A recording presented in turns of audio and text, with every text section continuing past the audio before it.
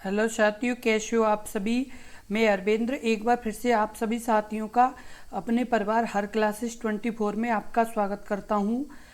आज बात करेंगे यूपीएसआई के जो एग्ज़ाम के लिए बहुत ही महत्वपूर्ण प्रश्न हैं।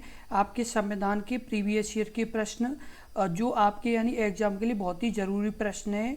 तो इस वीडियो को आप यानी बहुत ही अच्छे से देखें और इस वीडियो को शुरू से लेके एंड तक देखें, क्योंकि ये प्रश्न ही आपके यानी एग्जाम में यानी पूछे जाने की पूरी संभावना रहेगी। और आपको बता दें कि जो ये प्रश्न हम करा रहे हैं इससे संबंधित जो और भी प्रश्न बन सकते हैं वो सभी प्रश्न बताने की हम पूरा प्रयास करेंगे, जिससे आपका एक भी प्रश्न यानी छूटे नहीं। इसलिए आप यानी इन प्रश्नों को बहुत ही अच्छे से देखें। और यदि आपने अभी तक अपने इस YouTube चैनल को सब्सक्राइब नहीं किया है तो कृपया सब्सक्राइब जरूर कर लें, क्योंकि यदि आप सब्सक्राइब कर लेंगे तो आपको इसी तरह की महत्वपूर्ण वीडियो लगातार यानी आपको मिलती रहेंगी, जो आपके एग्ज़ाम के लिए बहुत ही ज़रूरी है। और आपको बता दें कि इस वीडियो के डिस्क्रिप्शन में हमने यानी प्लेलिस्ट का लिंक दे दिया है, जो प्रीवियस यानी हमने वीडियो अपलोड किए हैं यूपीएसआई संविधान की, तो आप उन्हें भी देख सकते हैं यदि आपने वो नहीं देखी हैं तो।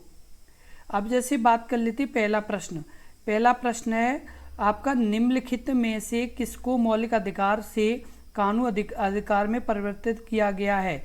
ऑप्शन ए निजता का अधिकार, ऑप्शन बी मत देने का अधिकार, ऑप्शन सी संपत्ति का अधिकार, ऑप्शन डी समानता का अधिकार। इस प्रश्न का उत्तर बताएं। इस प्रश्न का उत्तर क्या होगा? इस प्रश्न का उत्तर कमेंट बॉक्स में लिखें। इस प्रश्न का उत्तर क्या होगा? इस प्रश्न का जो उत्तर सही होगा वो आपका सही होगा ऑप्शन सी संपत्ति का अधिकार। यानी किस मौलिक अधिकार को कानूनी अधिकार में परिवर्तित किया गया? तो संपत्ति के अधिकार को कानूनी यानी अधिकार में परिवर्तित किया गया। जो आपका ये जो अधिकार है ये यानी कौन से अनुच्छेद में, यानी जैसे मौलिक अधिकार में पहले आता था तो ये अनुच्छेद आता था 31 में। किसमें? अनुच्छेद 31 में ये पहले आता था, जिसे 44वें संविधान 44वें संविधान संशोधन 44वें संविधान संशोधन 1978 के द्वारा, किसके द्वारा? 1978 के द्वारा यानी इसे क्या कर दिया था? यानी मौलिक अधिकार से हटा दिया था। और इसे यानी कहाँ जोड़ दिया? संविधान का भाग है, संविधान का भाग 12, उसमें इसे यानी 12 के अनुच्छेद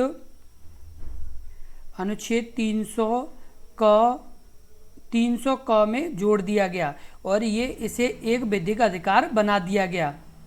बता दें कि ये यानी पहले जब मौलिक अधिकार में था तो अनुच्छेद 31 में था, जिसे 44वें संविधान संशोधन के द्वारा हटा दिया गया था 1978 में, और इसे क्या बना दिया था? संविधान के भाग 12 के अनुच्छेद 300 क में जोड़ दिया गया और एक यानी क्या विधिक अधिकार बना दिया गया था। किसे? यानी संपत्ति के अधिकार को। और आपको बता दें, और ये जो आपका एक संपत्ति का अधिकार है ये किस में आता है? मौलिक अधिकार में। मौलिक अधिकार में। और जो आपके यानी मौलिक अधिकार हैं वो आपके यानी भाग 3 में आते हैं। किसमें? भाग 3 में। और भाग 3 के यानी कौन कौन से अनुच्छेद? 12 से 35 तक ये सभी यानी आपके क्या हैं? मौलिक अधिकार हैं। अगला प्रश्न है प्रश्न नंबर 2, भारतीय संविधान के अनुसार निम्नलिखित में से कौन सा एक मौलिक अधिकार नहीं है? ऑप्शन ए संपत्ति का अधिकार, ऑप्शन बी भाषण और अभिव्यक्ति की स्वतंत्रता का अधिकार, ऑप्शन सी सार्वजनिक रोजगार के मामलों में अवसर की समानता का अधिकार, ऑप्शन डी जीवन और निजी क्षेत्र स्वतंत्रता का अधिकार। इस प्रश्न का उत्तर बताएं। इस प्रश्न का उत्तर क्या होगा? इस प्रश्न का जो उत्तर सही होगा वो आपका सही होगा ऑप्शन ए संपत्ति का अधिकार। भारतीय संविधान के अनुसार निम्नलिखित में से कौन सा एक मौलिक अधिकार नहीं है? तो संपत्ति का अधिकार एक मौलिक अधिकार नहीं है। और भाषण और अभिव्यक्ति की स्वतंत्रता का अधिकार है। और आपका यानी सार्वजनिक रोजगार के मामलों में अवसर की समानता का अधिकार और जीवन और निजी स्वतंत्रता का अधिकार, ये सभी क्या है? यानी मौलिक अधिकार। और संपत्ति का अधिकार मौलिक अधिकार नहीं है। किस तरह का अधिकार नहीं है? मौलिक अधिकार नहीं है। आपको बता दें जो संपत्ति का अधिकार है वो है पहले एक मौलिक अधिकार था जो अनुच्छेद 31 में था।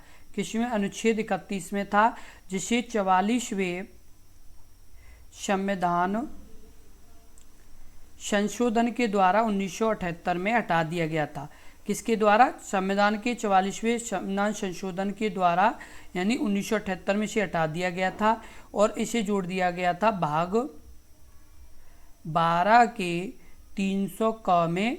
इसे एक विधिक अधिकार बना दिया गया। क्या बना दिया गया? संपत्ति के अधिकार को एक विधिक अधिकार, और किस में जोड़ दिया? 300 क में से जोड़ दिया गया। अगला प्रश्न है प्रश्न नंबर 3। अनुच्छेद 31A को यानी द्वारा भारतीय संविधान में समाविष्ट किया गया था। ऑप्शन ए संविधान 25वां संशोधन अधिनियम 1975, ऑप्शन बी 44वां संविधान संशोधन अधिनियम 1978, ऑप्शन सी संविधान प्रथम अधिनियम 1951, ऑप्शन डी संविधान 42वें संशोधन 1976। इस प्रश्न का उत्तर बताएं। इस प्रश्न का उत्तर क्या होगा? इस प्रश्न का जो उत्तर सही होगा वो आपका सही होगा ऑप्शन सी प्रथम संशोधन अधिनियम 1951। यानी किसके द्वारा? प्रथम संशोधन 1951 के द्वारा इसे क्या किया गया था? संविधान में जोड़ा गया था। किसके द्वारा? यानी 1951 के द्वारा, यानी इसे जोड़ा गया था। और आपका किसमें? अनुच्छेद 31 के ए में से जोड़ा गया था। और ये किस तरह का? यानी संपदा के अधिग्रहण आदि के लिए, यानी क्या था ये आपका था जो, यानी एक संपदा अधिग्रहण संबंधी प्रावधान है। क्या ये? एक संपदा संबंधी, यानी क्या है? ये प्रावधान है। और इसे किसके द्वारा जोड़ा गया था? संविधान के प्रथम संशोधन अधिनियम 1951 के द्वारा जोड़ा गया था। अगला प्रश्न है प्रश्न नंबर 4। भारत के संविधान का कौन सा अनुच्छेद संपदा के अधिग्रहण के बारे में बताता है? ऑप्शन अनुच्छेद 31, ऑप्शन बी अनुच्छेद 31, ऑप्शन सी अनुच्छेद 31 बी, ऑप्शन डी अनुच्छेद 21 ए। इस प्रश्न का उत्तर बताएं। इस प्रश्न का उत्तर क्या होगा? इस प्रश्न का जो उत्तर होगा वो आपका सही होगा, यानी ऑप्शन ए अनुच्छेद 31 ए। अनुच्छेद 31 ए में यानी आपका वर्णन किया गया संपदा के अधिग्रहण के बारे में। किसके बारे में? संपदा के अधिग्रहण के बारे में किस अनुच्छेद में वर्णन किया गया? तो अनुच्छेद 31 में यानी वर्णन किया गया है। और ये कब जोड़ा गया था? ये जोड़ा गया था प्रथम संविधान संशोधन 1951 में। कब जोड़ा गया था? प्रथम संविधान संशोधन 1951 से जोड़ा गया। अगला प्रश्न है प्रश्न नंबर 5। निम्नलिखित में से कौन सा मौलिक अधिकार भारत के नागरिकों के लिए उपलब्ध है और विदेशियों के लिए नहीं है? ऑप्शन ए धार्मिक मामलों का प्रबंधन करने की स्वतंत्रता, ऑप्शन बी जीवन और निजी स्वतंत्रता का संरक्षण, ऑप्शन सी सार्वजनिक रोजगार के लिए मामलों में समानता, ऑप्शन डी कुछ मामलों गिरफ्तारी और कैद के विरुद्ध संरक्षण। इस प्रश्न का उत्तर बताएं। इस प्रश्न का उत्तर क्या होगा? इस प्रश्न का जो उत्तर होगा वो आपका सही होगा ऑप्शन सी सार्वजनिक रोजगार के मामलों में समानता।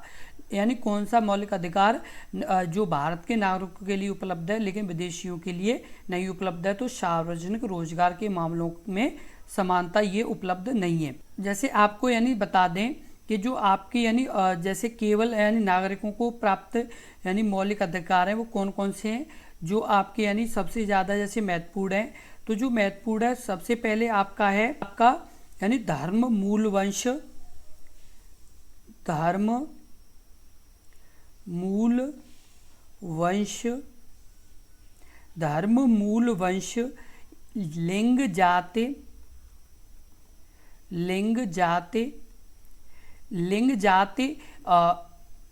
यानी लिंग जाति या जन्म स्थान के आधार पर भेदभाव का निषेध। ये क्या है? अनुच्छेद 15 में इसका वर्णन किया गया है। किसमें किया गया? अनुच्छेद 15 में इसका वर्णन किया गया है। और उसके बाद लोक नियोजन के विषय में अवसर, लोक नियोजन के विषय में अवसर, ये किस में वर्णन किया गया? तो ये 16 में किया गया है। उसके अलावा वाक एवं अभिव्यक्ति की स्वतंत्रता, वाक एवं अभिव्यक्ति की स्वतंत्रता आपकी अनुच्छेद 19 में बताई गई है। उसके अलावा आपका अल्पसंख्यक की भाषा, लिपि और संस्कृति का संरक्षण। किसका? अल्पसंख्यक की भाषा व लिपि का संरक्षण, ये किस में बताया गया? तो ये अनुच्छेद 29 में बताया गया है। उसके अलावा अगला है अल्पसंख्यकों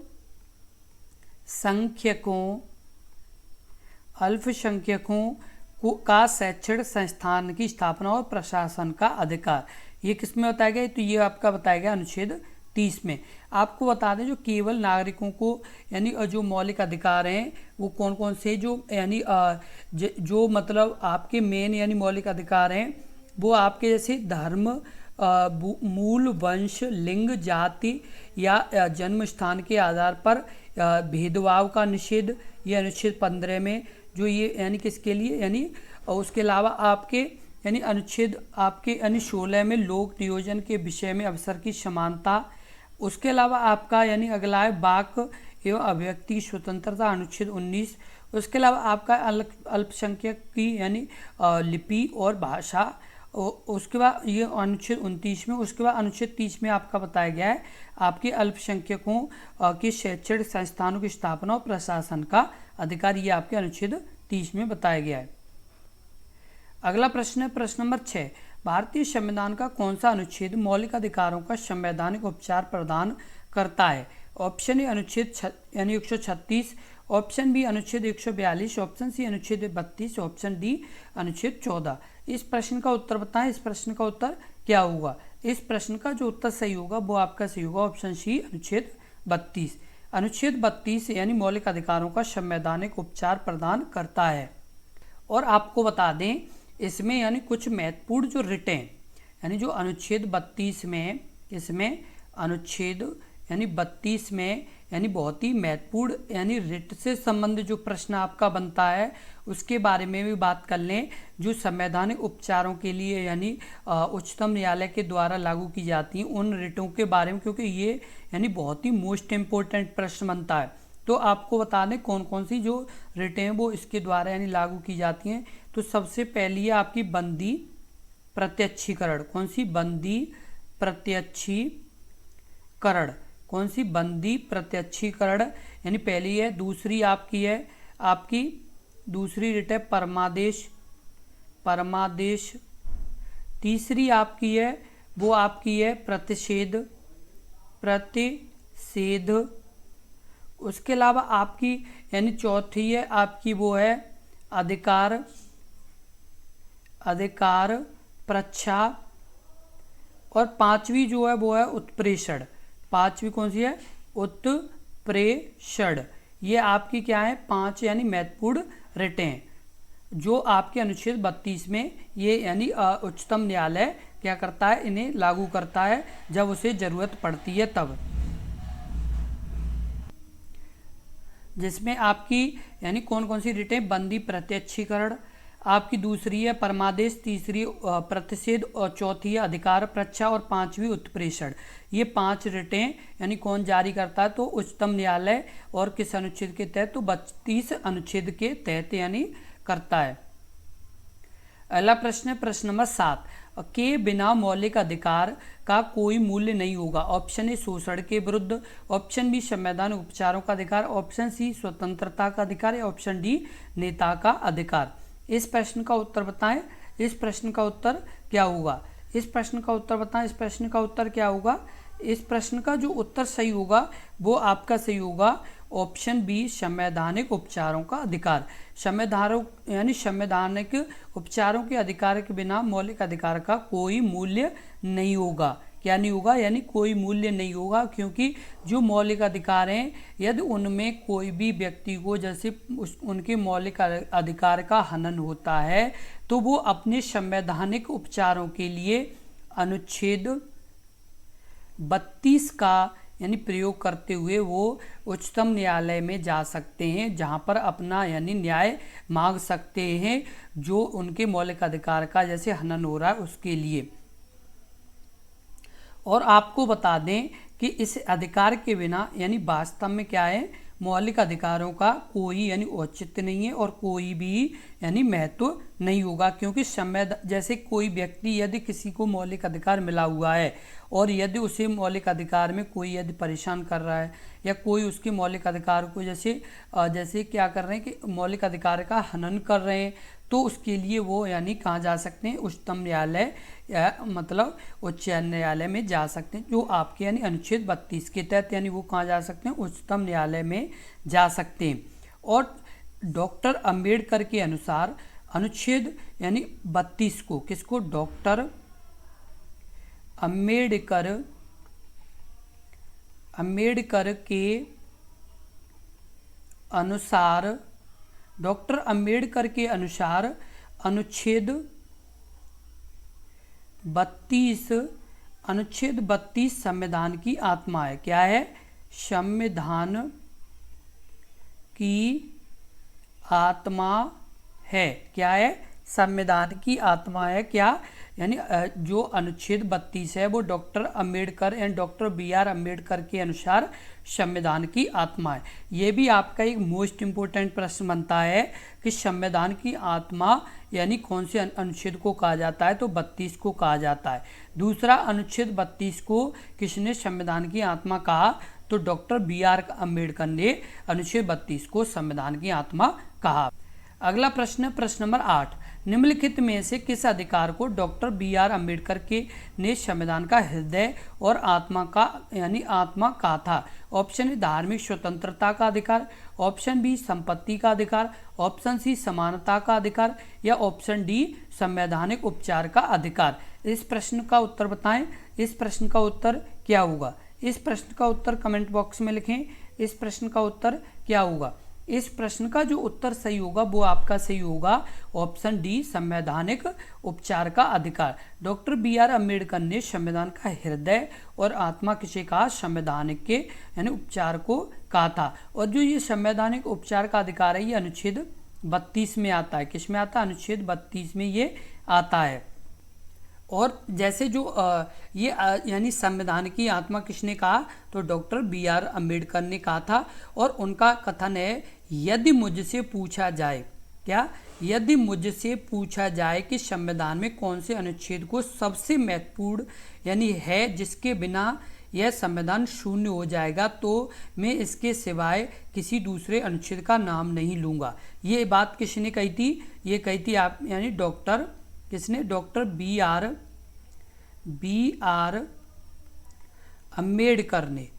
किसने, डॉक्टर BR अंबेडकर ने क्या कहा था, डॉक्टर BR अंबेडकर ने कहा था यानी यदि मुझसे पूछा जाए कि संविधान में कौन सा अनुच्छेद सबसे महत्वपूर्ण है जिसके बिना यह संविधान शून्य हो जाएगा, तो मैं इसका यानी इसके सिवाय किसी दूसरे अनुच्छेद या का नाम नहीं लूँगा। यह संविधान की आत्मा है। क्या है, यह यानी संविधान की क्या है, संविधान की आत्मा है। कौन सा अनुच्छेद, अनुच्छेद 32। कौन सा अनुच्छेद, अनुच्छेद 32 यानी संविधान की क्या है, आत्मा है। अगला प्रश्न, प्रश्न नंबर 9, निम्नलिखित में से कौन सी संस्था मौलिक अधिकारों को लागू करने के लिए याचिकाएं या रिट जारी कर सकती है। ऑप्शन केवल उच्चतम न्यायालय, या ऑप्शन बी उच्च न्यायालय और उच्चतम न्यायालय दोनों, ऑप्शन सी केवल उच्च न्यायालय, या ऑप्शन डी न्यायाधिकरण। इस प्रश्न का उत्तर बताएं। इस प्रश्न का उत्तर क्या होगा, इस प्रश्न का उत्तर कमेंट बॉक्स में लिखें। इस प्रश्न का उत्तर क्या होगा, इस प्रश्न का जो उत्तर होगा वो आपका सही होगा, इस प्रश्न का जो उत्तर सही होगा वो आपका सही होगा ऑप्शन बी उच्च न्यायालय और उच्चतम न्यायालय दोनों। यानी निम्नलिखित में से कौन सा संस्था अधिकारों को लागू करने के लिए याचिका रिट जारी कर सकती है, तो उच्च न्यायालय और उच्चतम न्यायालय दोनों जारी कर सकते हैं। जो यानी रिट जारी कर सकते हैं वो कौन कौन सी हैं, सबसे पहले बंदी प्रत्यक्षीकरण, कौन सी, बंदी प्रत्यक्षीकरण। उसके अलावा दूसरी है वो आपकी है परमादेश, परमादेश।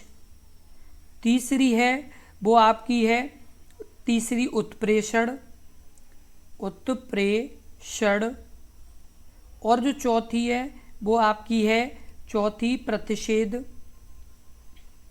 प्रतिषेध।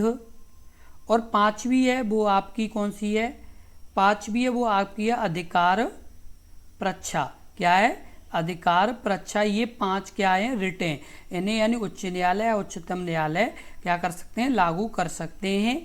और यदि आपसे ये पूछा जाए कभी भी कि यानी उच्चतम न्यायालय या उच्च न्यायालय कितनी रिटें हैं वो जारी कर सकते हैं, तो 5 हैं। यदि आपसे ये पूछा जाए कि इनमें से कौन सी रिट जारी नहीं कर सकते, तो ये 5 और रिट आपको ध्यान रखनी होगी। सबसे पहली बंदी प्रत्यक्षीकरण, दूसरी परमादेश, तीसरी उत्प्रेषण, चौथी प्रतिषेध और 5वीं अधिकार परीक्षा। आपको कैसे भी अलग अलग तरीके से प्रश्न पूछा जा सकता है। इस तरह से भी पूछा जा सकता है कि यानी प्रतिषेध को ये उच्चतम न्यायालय यानी रिट को जारी कर सकता है या नहीं कर सकता, या आपसे ये पूछा जा सकता है कि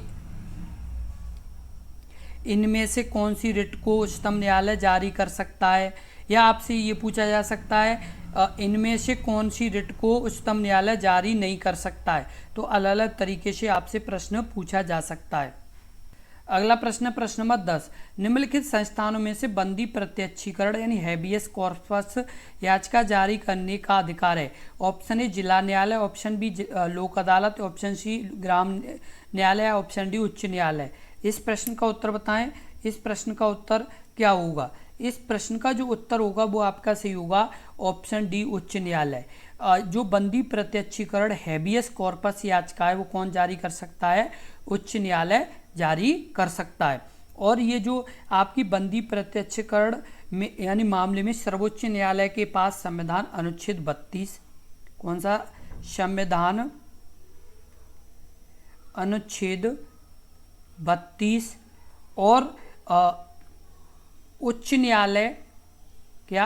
उच्च न्यायालय अनुच्छेद 226, कौन सा? यानी 226 के तहत रिट जारी करने का अधिकार यानी मिलता है। किसकी? यानी उच्चतम न्यायालय अनुच्छेद 32 के तहत रिट जारी कर सकता है और उच्च न्यायालय अनुच्छेद 226 के तहत रिट जारी कर सकता है।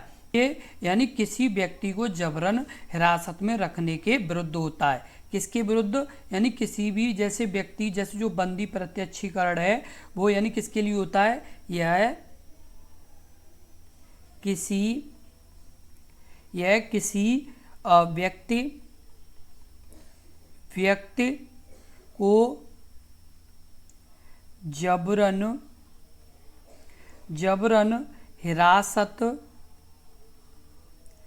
हिरासत में रखने के विरुद्ध होता है। जो बंदी प्रत्यक्षीकरण या रिट है वो किसके लिए होती है? यदि कोई व्यक्ति को जबरन यानी हिरासत में लिया गया तो उसके विरुद्ध से जारी किया जाता है। और ये यानी कौन से अनुच्छेद के तहत? अनुच्छेद 32 उच्चतम न्यायालय और अनुच्छेद 226 के द्वारा उच्च न्यायालय जारी कर सकता है। इसी तरह के बहुत ही महत्वपूर्ण प्रश्नों की लगातार वीडियो देखने के लिए अपने इस YouTube चैनल से आप लगातार जुड़े रहें, क्योंकि यदि आप जुड़े रहेंगे तो इसी तरह के बहुत ही महत्वपूर्ण प्रश्न आपको लगातार मिलते रहेंगे जो आपके यानी UPSI एग्जाम के लिए बहुत ही महत्वपूर्ण प्रश्न है। और आपने ये देखा होगा इस वीडियो में कि आपके एक प्रश्न से जो और भी प्रश्न बन सकते हैं वो सभी प्रश्न बताने की हम कोशिश कर रहे हैं, जिससे आपका एक भी प्रश्न छूटे नहीं और आपके सभी प्रश्न सही हो जाएं, क्योंकि एक एक प्रश्न की वैल्यू है। एक प्रश्न आपका 2.5 नंबर के बराबर है। यदि आपका एक प्रश्न गलत होता है तो आपके 2.5 नंबर आपके एक तरह से यानी कट जाएंगे। इसलिए एक एक प्रश्न की वैल्यू समझें और सभी प्रश्नों को अच्छे से करें, क्योंकि सभी प्रश्न आप अच्छे से करेंगे तभी एक अच्छा स्कोर बनेगा। जबकि आपके यानी संविधान में कम से कम आपके 20 के आसपास, कितने? यानी 20 के आसपास आपके प्रश्न पूछे जाने की संभावना रहेगी। कितने? कम से कम संविधान के 20 के आसपास प्रश्न पूछे जाने की संविधान में संभावना रहेगी। इसलिए एक एक प्रश्न का यानी महत्व समझे, जो आपके यानी एग्जाम के लिए बहुत ही ज़रूरी है। और प्रत्येक प्रश्न को बहुत ही अच्छी तरीके से करें, क्योंकि यदि आप प्रत्येक प्रश्न को बहुत अच्छी तरीके से नहीं करेंगे तो हो सकता है कि आपके नंबर कम हो जाएं। एक एक प्रश्न की वैल्यू समझें और एक एक प्रश्न को सही और सटीक तरीके से करें। और अभी जितने भी हम ये प्रश्न लगा यानी जितने भी प्रश्न आपको हम लगातार बता रहे हैं उन सभी प्रश्नों को आप अच्छे से समझ के चलें और साथ के साथ अपनी नोटबुक में लिखते चलें। क्या यानी सभी प्रश्नों को अच्छे से समझते चलें और साथ के साथ अपनी नोटबुक में लिखते चलें, क्योंकि आप यदि लिखते चलेंगे तो आप आराम से समझ पाएंगे। जो अभी हमने ये जो रिट बताई थी, बंदी प्रत्यक्षीकरण, परमादेश, ये बहुत ही महत्वपूर्ण रिट हैं। इनसे संबंधित भी आपका प्रश्न बन सकता है, इसलिए सभी को महत्व दें।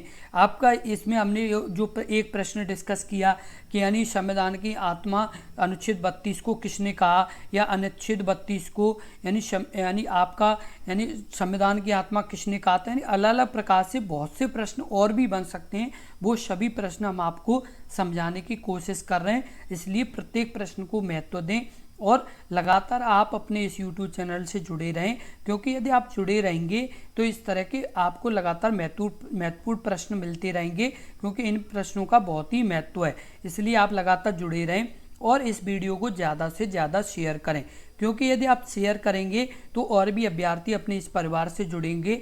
यदि जैसे ज़्यादा से ज़्यादा अभ्यर्थी जुड़ेंगे तो आपको अपनी कंपटीशन का भी पता चलेगा, क्योंकि जो हम प्रश्न करा रहे हैं वो आपके कितने आप कर पा रहे हैं, अन्य अभ्यर्थी कितने कर पा रहे हैं, वो सभी से आपका क्या है कि और अच्छा प्रयास करने की कोशिश करेंगे। इसलिए इस वीडियो को ज़्यादा से ज़्यादा शेयर करें, जिससे और भी अभ्यर्थी अपने इस परिवार से जुड़ें। और यदि आपको वीडियो अच्छी लगी हो तो कृपया लाइक ज़रूर कर दें, क्योंकि यदि आप लाइक कर देंगे तो हम समझ जाएंगे कि आपको जो हम प्रश्न समझा रहे हैं, जो भी आपको पॉइंट बता रहे हैं, वो आपके अच्छे से समझ में आ रहे हैं और आप अच्छे से समझ पा रहे हैं। इसके लिए आप वीडियो को ज़रूर लाइक करें, उससे हमारा एक मोटिवेशन रहेगा, क्योंकि हम आपके एक एक लाइक के लिए हम और जितनी मेहनत कर पाएंगे उतनी दिन और रात करेंगे, क्योंकि हम आपसे और कुछ नहीं चाहते हैं, केवल आपसे ये चाहते हैं कि आप लगातार हमारे साथ जुड़े रहें।